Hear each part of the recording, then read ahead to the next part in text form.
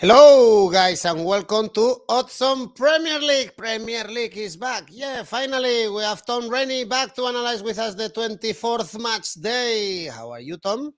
I'm doing very well. I enjoyed the Premier League break. I went to Spain, as you can see. I got a wonderful suntan, and I'm glad to be working again. You are done after spending some days in my country. We already have some comments from Marco from Tanzania, a country that I would like to visit. Actually, I'm from Rick, so leave your comments below with your tips up predictions or your questions to Tom about his life in Tenerife. And don't forget to press the like button and subscribe. And now let's go on with the show.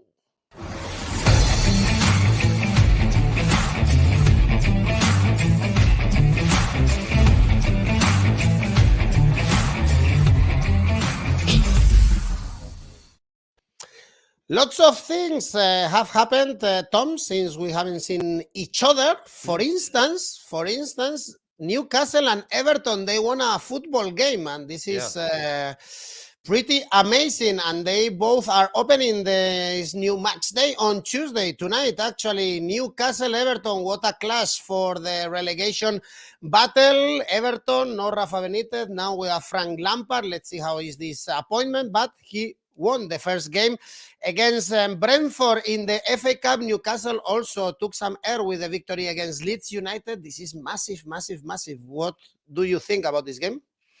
Massive game, yeah. It's a good word to use, I think, for these two teams. For Newcastle, they could not have got any worse than they were before the January transfer window opened.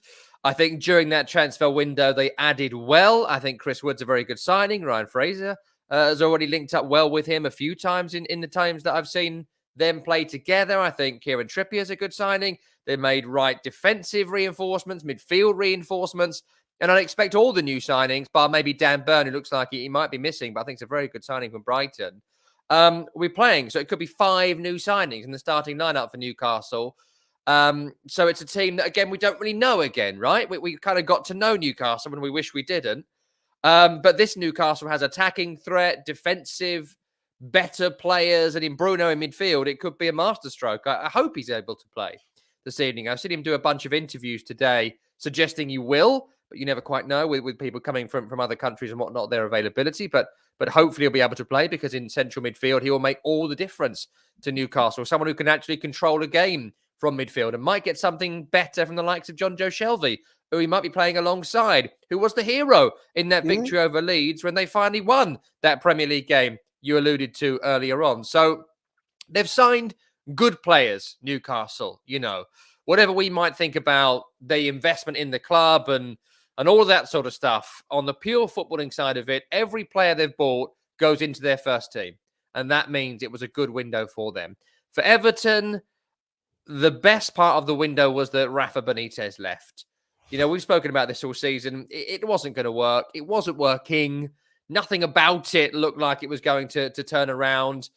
The hiring of Frank Lampard's been a touch shambolic, with one manager potentially coming in and getting booed out of the door before he even got appointed, which led to Frank Lampard's appointment, one that was at least supported by the hardcore of Everton fans, the type of people that ruin their mother's bedsheet to show their disapproval publicly, you know, those types.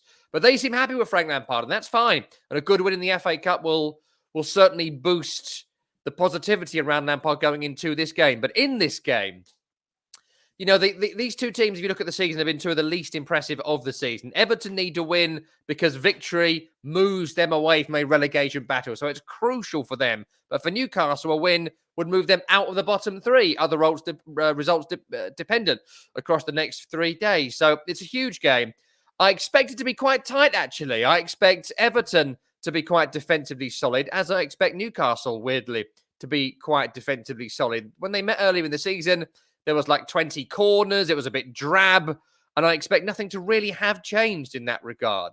I expect aerial threat to be quite important to both teams. Newcastle, since signing Chris Wood, have crossed the ball to Chris Wood. That's exactly what you should do. And that's what they are doing. So you can take here Chris Wood to score and Dominic Calvert-Lewin to score. You can get that for around 10-1. 2 of the best headers of a football in the league. So look at that. Combined with a draw, you could be looking here at around 20-25 to 1. A draw and a goal for Wood and Calvert-Lewin's my tip here. Ankur is saying draw is written all over this game. Actually, I think the draw is the most likely outcome. And you mentioned the corners market. Prince is going also for corners over 10.5 corners full game. Tom was saying that could be a good option. And Millie, both teams to score. That looks, this pays 1.75. If you think about both teams to score, massive game for the relegation battle. Also important, the next one, West Ham, Watford. For Watford, of course, they fall into the bottom three after the defeat against Norwich. They couldn't beat Burnley in the first game with Roy Hodgson in charge. 9 winless games for Watford, and now they are traveling to the east of London to face West Ham. After winning in the FA Cup in the extra time, they need also to win in the Premier League to get closer to the Champions League spots, and the bookies suggest us that this will be a home victory. Yeah, I mean, I would lean towards that, and I will go for that at the end of this spiel here. But I will say with West Ham, it's interesting with them at the moment because they went from 3 wins in a row to 2 losses in a row. Before the 3 wins in a row, they were on a losing run. You know, they're not drawing many games right now, West Ham. And you've got the added spectre now, the added issue. You know, I woke up this morning thinking, oh, great, football's back, doing our preview, and I'm going to the West Ham game tonight, all that. And the first thing I read in the sports pages was 𝐿𝐿𝐴𝐧𝐧𝐞𝐜𝐿 kicks his cat. And, you know, it's obviously a terrible video, but the question now is whether you play 𝐿𝐿𝐴𝐧𝐽𝐼 in this game. Can you play him? Because he's not going to be charged by the police for booting his cat. But, you know, he also probably should get suspended for it. But also, he's West Ham's best defender. He does need to play. And West Ham, you know, it's not a criminal offence that he's committed here. So that throws this game into doubt. Why am I raising it here? Because with 𝐿𝐿𝐴𝐧𝐽𝐼 and Craig Dawson at centre-half, I don't think West Ham concede in this game. With Issa Diop playing in this game, I think Watford will score because Issa Diop is useless. He is not a Premier League quality defender. He was bullied by players of 𝐿𝐴𝐴𝐧𝐽𝐼 Harriers at the weekend. So if he's not playing, it opens the door up for Emmanuel Dennis. It opens the door up for Josh King. It opens the door up for good offensive. I'm always saying this to you. Good offensive players that Watford have. They have goal scorers. And with Roy Hodgson now in charge, they've got someone who can organise a defence, as we saw against Burnley, in a game that, thankfully, I didn't watch the entire 90 minutes of because I was on holiday at the weekend. But it sounds like it was exactly as we all imagine it was. So look, it's interesting here. I think West Ham as well should have Mikel Antonio back. Didn't add the striker in January that they obviously had to add if they were going to qualify for the Champions League this year. They didn't do that because insert reason in that pause. But I think Antonio should be back for this one and be able to cause Watford's defence a problem. So I'd suggest here that Zouma isn't going to play. And with that, I think Watford can score, but I think West Ham will need to score more. So both teams score, West Ham win. West Ham score at least 2 goals. And I would also be looking at the Jarrod Bowen market here as well, because Jarrod Bowen is on tremendous form at the moment. Scored again against Kidderminster at the weekend. I think it's 10 goals and 8 assists or vice versa for him this season across all competitions. So he's always involved in the game, always involved in the goals. So look at West Ham win, over 2.5 goals in the game, maybe more, and combine that with Jarrod Bowen to be one of the scorers. And you could get West Ham here for around 7s, round 8s. If you put all them together, that's quite nice. Yeah, over 2.5 goals is only 1.8, but both teams to score pays more, actually, 1.95. These are good options. Do you like cats, Tom? How's your No, I don't like cats, but I don't in any way condone cat abuse. No. You know, you should, if you have pets, take care of your pets. But if the great war comes between cats and dogs, I'm a dog person. What can I tell you? Me too. I am so allergic to cats, so I cannot be close to a cat. Then on Tuesday, also tonight, we have Burnley, Man United. Wow, Man United even out of the FA Cup after drawing with Middlesbrough. I will never back Man United, especially with these odds. But the truth is that Burnley, they are not winning a single game. They are bottom of the table. It's true that they have 3 games in hand. But at one point, I guess they should react, or we expect them not get at least to get a draw from some games. Although against Man United, Man United should win this game. It's getting there for Burnley now. It's getting there into that now or never realm. Look, they've still played less games than pretty much everyone else in the league, right? 19 games played is the least of any team. There are a couple of games down on Newcastle, on Watford. They're 3 games down on Norwich. So it's not over, right? It's not over for Burnley, but it's got to start happening.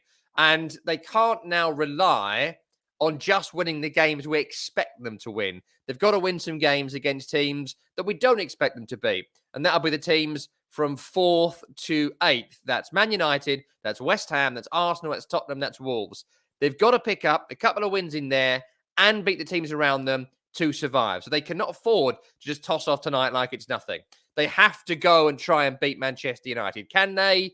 Yeah, maybe, actually. They maybe can. I think that losing Chris Wood is massive, but the signing of 𝐬𝐽𝐴𝐽𝐻, I think, is very, very good because he is basically Chris Wood. You know, it's a really smart signing that Burnley have made, showing you can make smart signings in the January transfer window.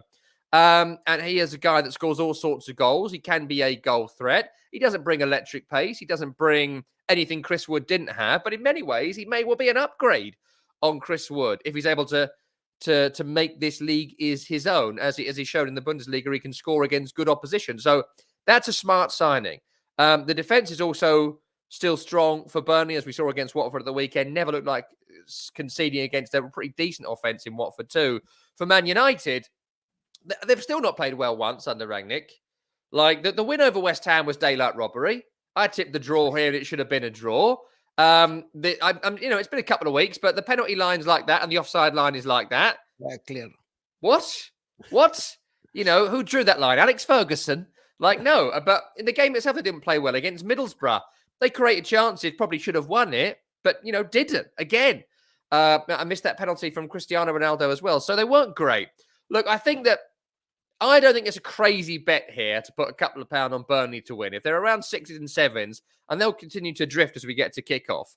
So they might well be worth a late punt because Burnley really, really, really need this.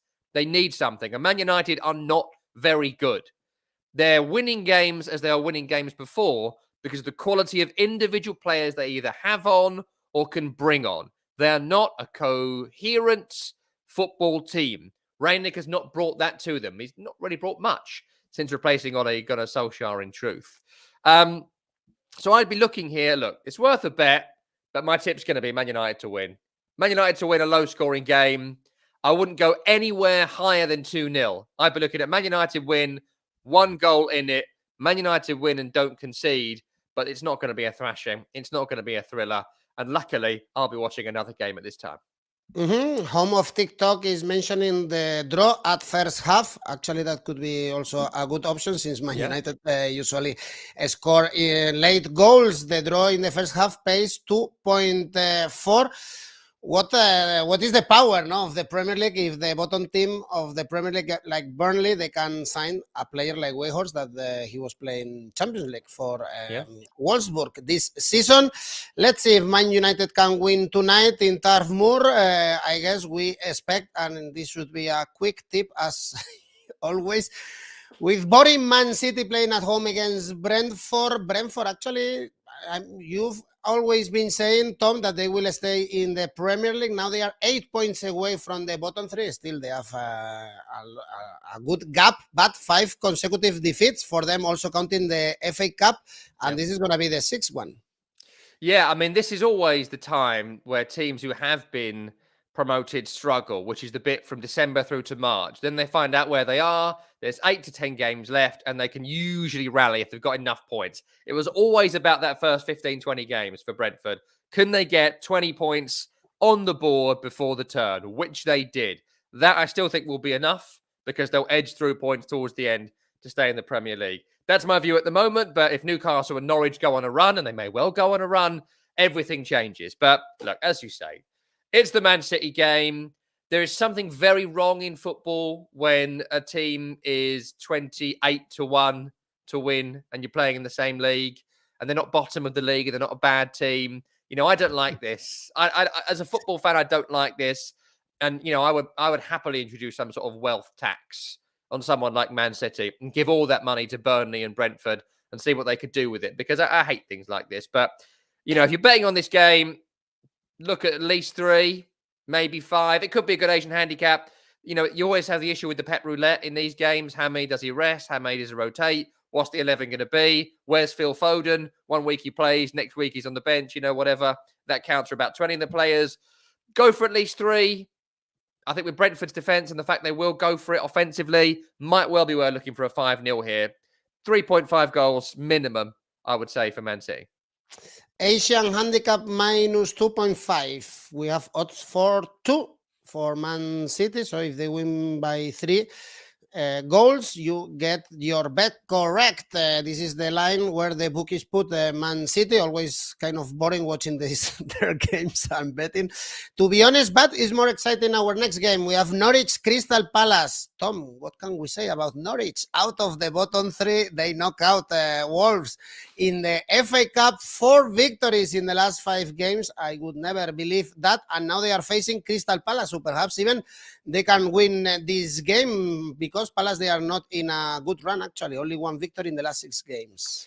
Yes, I mean, look, I have said all season, bet on Norwich to lose, and that would have won you 14 bets this year. So I think that's a pretty decent amount. And I still go with the fact they're going to lose around 30 games. As I've said to you all season, I still think they're going to lose a lot more than they draw or win. But the Watford game was brilliant for Norwich. Josh Sargent finally did something in his career, which was fantastic. No way that scorpion kick was on purpose, but look, he still scored in the game, right?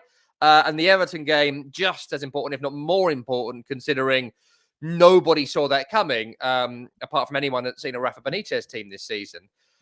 Despite Crystal Palace's form, I think they've played well in a lot of these games. Can't believe to this day they lost against West Ham at home. That 3-2 doesn't make sense. Should have beaten Brighton. Brighton did their last-minute goal thing. And the game after that was Liverpool, where they played well. There were some controversial decisions that didn't go their way. So they played well in all those games. So again, it's one of those ones where the results don't support the quality of performance. And here, hey, I ain't changing it. I'm not changing my policy, baby. Crystal Palace win.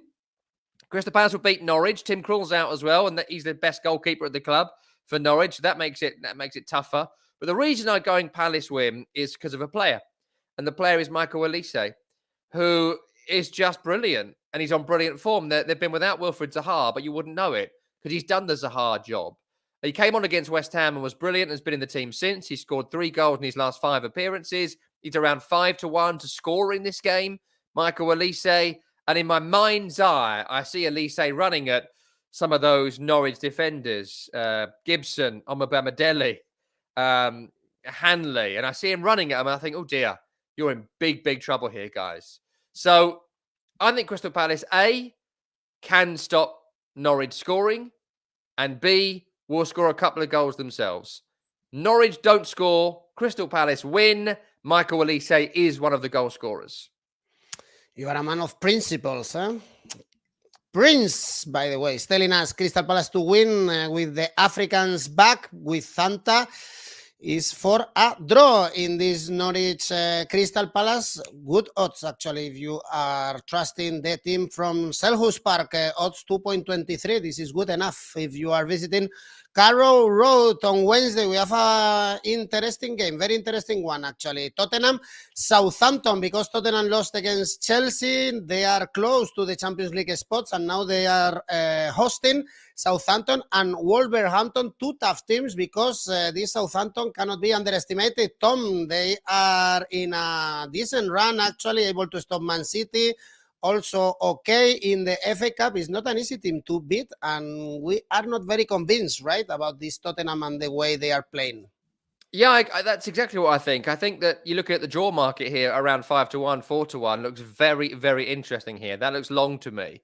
Tottenham as that big a favourite is bizarre to me. Why? Because I don't think Spurs have played particularly well in the Antonio Conte era. Yes, Harry Kane is scoring again, but against Chelsea, they were very, very poor in the victory over Leicester, which was incredibly lucky. They were poor for long spells of that game. In the win over Watford, they were poor for long spells of that game. In the recent game against Southampton, which I was working on at St Mary's, they had against 10 men for over half the game, and probably got lucky to get that draw in the end against Southampton. And if Salisu never got sent off, I wouldn't have backed Tottenham to even draw that game. So, look, I haven't seen what Antonio Conte is trying to do as yet. I think he's getting a bit more out of some of those offensive players. It's good to see Romero back at centre-half. He is their best defender, and I think he played well in the cup game to get that fitness back as well for Tottenham. So there's positives there. But Southampton are one of the best organised teams in the league. And what he's got, Ralph Hasenhüttl, is tremendous rotation. So there's some doubts about Armando Broja for this one, who always seems to be injured. But if he can't play, there's Che Adams, there's Armstrong, there's Shane Long, there's players from wide positions where they can kind of move forward. They have a good rotation. They play that 4-4-2 or 4-2-2-2, whatever you like. You know the formation they're going to play, but there's different individuals that play in those spots. And I think in Salisu and I think in Bednarek, they've got one of the best defensive pairings in the league. Fraser Forster's a bit of a rubbish goalkeeper. If you shoot low, you score. But if you shoot high, you still probably score. He's not very good. But, maybe some hope Alex McCarthy might return soon. Who knows? Look, I think the draw market's interesting. I think 1-1 at St Mary's is the kind of scoreline I'd be looking for here. Both teams to score and a draw really interest me. But just the draw at 4.35, which will go up to around 5s as we get towards kickoff, really interesting here. So I might be looking at that. I think I would take that. Very good. Indeed, the draw, both teams to score, is 1.9. Prince is going for Southampton to take the lead. This pays higher, of course, around 3 odds. Tough game, actually, this Tottenham-Southampton. And the last game we have on Wednesday is interesting as well. Aston Villa-Leeds. I'm surprised to see these low odds for Aston Villa now. The bookies trust Gerard's men after the good 2 results they got against Everton. They won with Emiliano Buendia scoring the game. Also the draw against Man United and Leeds. Tom, is one of these teams that they have to keep an eye on getting results here and there because they can get dragged into the relegation battle, especially after the defeat against Newcastle. I don't think it'll happen to Villa. I can see why there's some confidence in Villa for the performances under Steven Gerrard. I can see why they'd be big favourites for this game. Leeds are still in danger of being dragged in. The win against West Ham was huge, absolutely huge. It was an anomaly of a game. They caught West Ham at a real good moment and scored some breakaway goals against the West Ham side who were shorn of their best defender, which they might be again on Tuesday, as we spoke about earlier on. But the issue with Leeds here, as it has been all season, is how many players are going to be available. Thankfully, in this preview, I've not had to do too many teams and how many players are out, which became a feature of this show for like 2 months. But for Leeds, it remains the same. Liam Cooper, Calvin Phillips, Junior Firpo, Jamie Shackleton, Adam Forshaw, Charlie Cresswell, Patrick Bamford, 1 or 2 others, not available. A couple of those might make it, but pretty much all going to be unavailable for this one. Forshaw might make the bench, but how much difference will that make? In the end, it's again a long list of players missing for Leeds United, including the centre-forward. And they didn't buy a centre-forward in the January transfer window when it's been the biggest problem all season. And I just don't get it. I don't get it. I don't understand it. It makes no sense. And that's not what happened with Aston Villa, who had a great transfer window. They bought 1 or 2 really good players. They continue to spend the Grealish cash. They continue to invest in the squad, and they've backed Steven Gerrard as their new manager, which is why the confidence is there.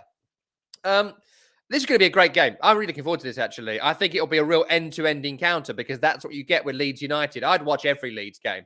And I do. And I love watching every Leeds game. I'd love to be in attendance at every Leeds game because, they just are... They're just like a boxer on the ropes at all times.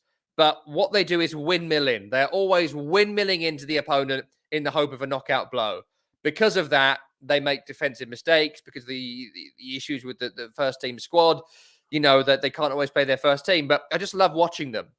But I think in this game, they will be caught short.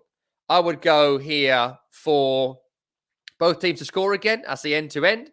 I see entertainment. I think in the game across the whole, I'd expect over 3 goals. I think maybe this could be another 3-2, another 4-2. I expect a lot of goals in this game, a lot of entertainment.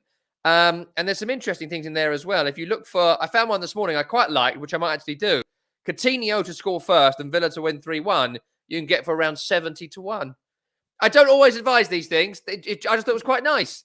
My actual tip for real gamblers would be go Villa to win and both teams to score. But if you're taking someone, taking a kid and you're saying, what fun bet would you like me to put on for you, darling? 50p on that sounds quite fun to me. Actually, everyone agrees with Villa to win and over 2.5 goals at Santa. Prince actually win with Coutinho to score. A banger, no less.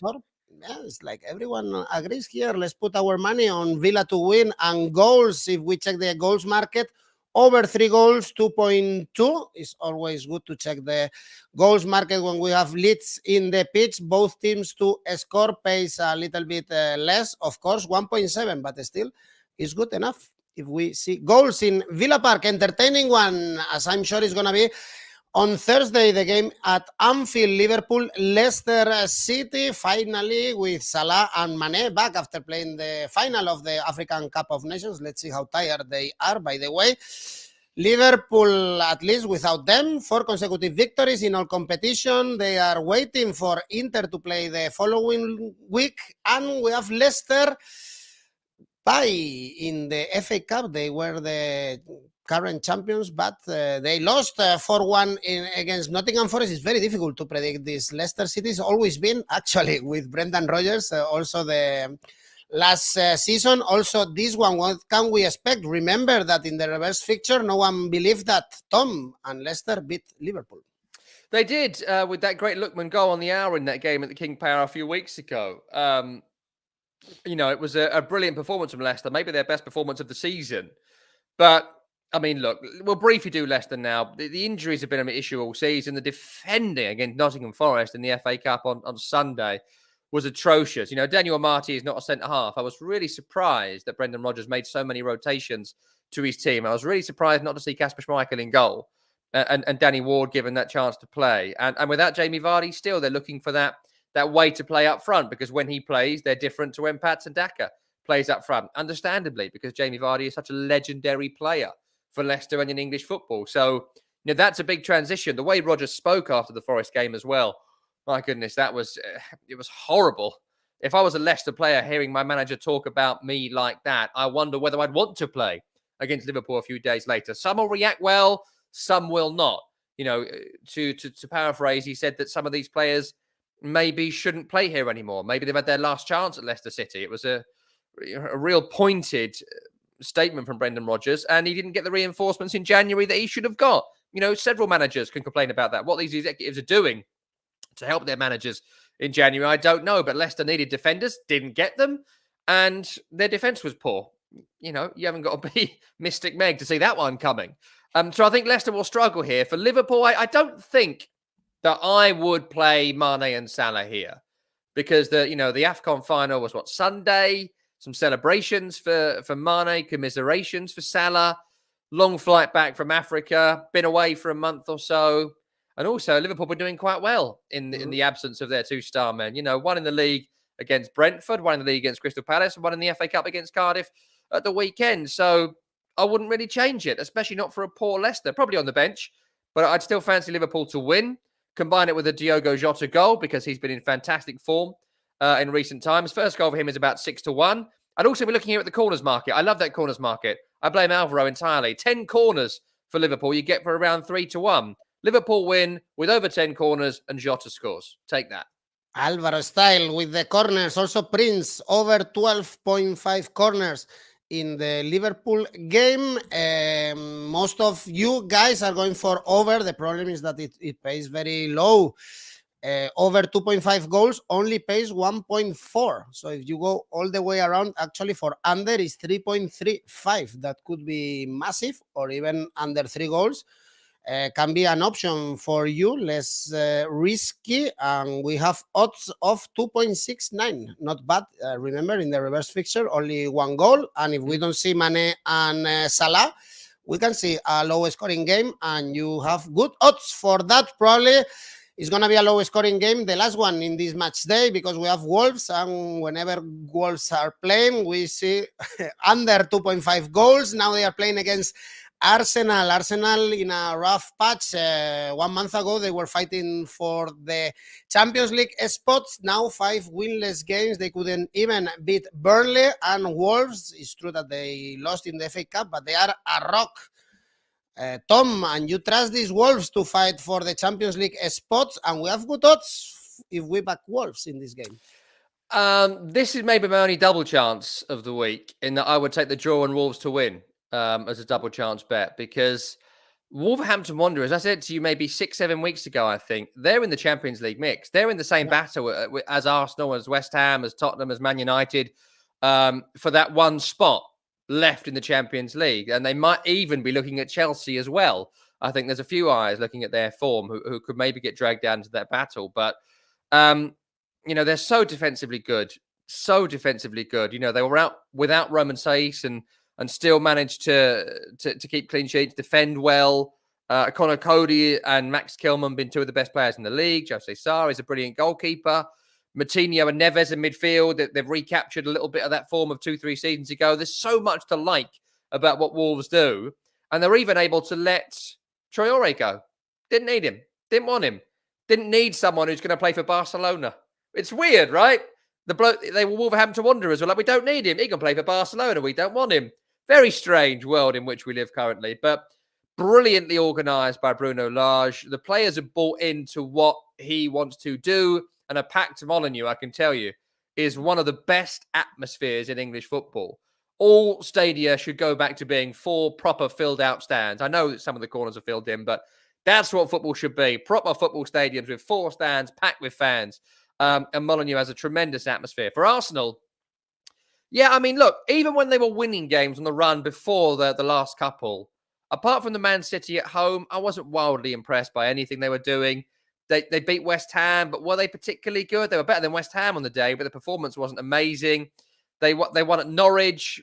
Norwich were at a very low moment at that time, and they beat Leeds. But frankly, that Leeds game should not have gone ahead because Leeds had so few players, but not enough with COVID to get the game called off. They basically played like a bunch of children they found at a local school. It wasn't a great time for Leeds to play, but it was a great time to play them. So, look, Arsenal, I still have my doubts about them defensively. I still think that they are lacking a centre forward. I like 𝐿𝐿𝐻𝐿𝐻 as a footballer, but he's not a 20-goal a season man. He's a 5 to 10-goal a season man. That's been an ongoing problem for them. Relatively even game. Wolves are slightly better defensively, but a bit risk averse. I think draw looks the most likely here. 3.42 is very, very nice for the draw. That's a good result for Wolverhampton Wanderers, I think, as well, who don't lose a great deal of games. Just 7 losses in the entire season, 10 victories, 4 draws. But I think that the draw looks likely. I'd be looking here as well for potentially Wolves to take the lead and Arsenal to get a late draw by pressing on to try and score. So draw, both teams score. 1-1 is what I'm looking at. All right, draw 3.42. Wolves draw no bet. Santa is flagging that is 2.57. And you also mentioned the double chance for Wolverhampton, 1.77. Not bad odds, of course. And I guess we shouldn't expect many goals in this game, as in every single Wolverhampton game. If we go for under 2 goals, we have odds 2.25. You mentioned Traore, by the way. He did a very good performance in his debut with Barcelona. Also 𝐜𝐿𝐻𝐿𝐻 from Arsenal, playing now for Barca. Strange life, Tom. Strange life. So odd. So odd. 2 people who could be playing in Wolverhampton on a Thursday instead were playing out in Spain in one of the biggest games in Europe at the weekend. It's a weird world. Yeah, this is how Barcelona are right now.